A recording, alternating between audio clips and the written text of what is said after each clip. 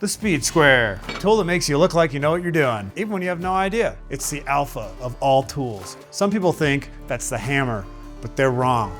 That dummy does only one thing, and let's be honest, it ain't that complex.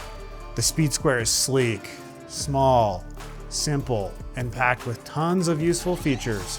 So move over, hammer, because we're about to teach you all about the real top dog of the toolbox. This is everything you need to know about the speed square. So let's start with one of the most basic but essential uses for working with the speed square. A speed square is perfect for verifying that things are square, like when you're framing or cutting a piece of plywood. So what you do, there's a lip on it, and essentially you butt that against whatever you're trying to mark and just run your pencil across it.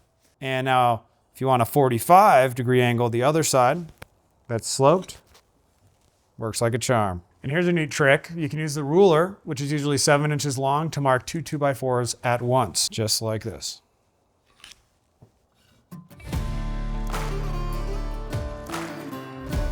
Now, if you want a more complex angle that's not a 45 or a 90, there's this part right here called the pivot. And we can use this pivot point to do something, say like a 20-degree angle. And what you do is you line up the 20 with this wall, and then you have a 20-degree angle. 35, 45, 60. Perfect.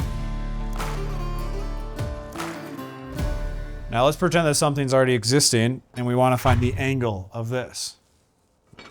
One of the things you can also do is take a plumb bob like this and actually hang it over it, and you want it right on that pivot mark, and then whatever it says here, which is 60 down here, but 30 right here, means it's 30. Another thing with the plumb bob, is say you want a parallel line with the earth, not with what you framed. Hang it like this till it's 45, and there's your line. Boom.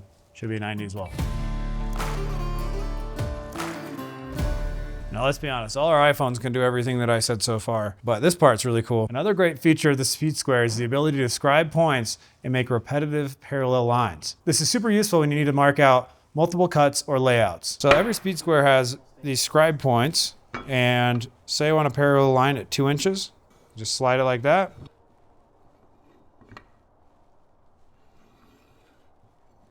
Perfect. The speed square helps you make common cuts, like the angles you need for a roof. Hip and valley cuts are made easily using the scale. If you need to cut a bird's mouth, that's the notch at the bottom of a rafter. The square is perfect for measuring and marking those angles too. That's just the tip of the speed square, my friend. Need a hammer and a nail? Speed square can do that. Suck it, hammer.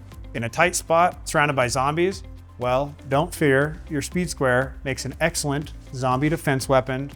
The sharp corners and metal edges can be used to defend yourself, or at least look really intimidating when you're cornered. Just hold it up like a tiny shield and scream, "Back off!" And of course, it doubles as a notepad if you're in a bind. Jot down some quick measurements or notes when you need to remember something on the fly. Out in the backyard with your friends but forgot a Frisbee? No worries. Just throw your speed square, DIY Frisbee. It flies surprisingly well for a piece of metal. Just be careful not to throw it into a bush, because good luck finding that. Please note that serious harm or injury can result from using the speed square as a Frisbee. We do not condone, recommend, or suggest that this dangerous zombie weapon should be used as a toy.